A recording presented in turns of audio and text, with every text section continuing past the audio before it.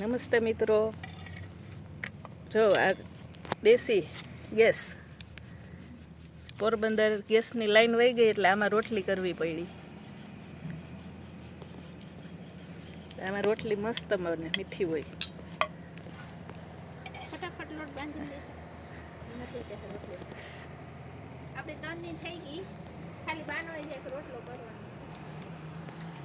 આ જો મારા બાપુજી આ બધું વાવ્યું, ડુંગળી, આમાં ટમેટી, આ જો રાઈ છે, આ લીંબોળી, આ ડ્રેગન ફ્રૂટ,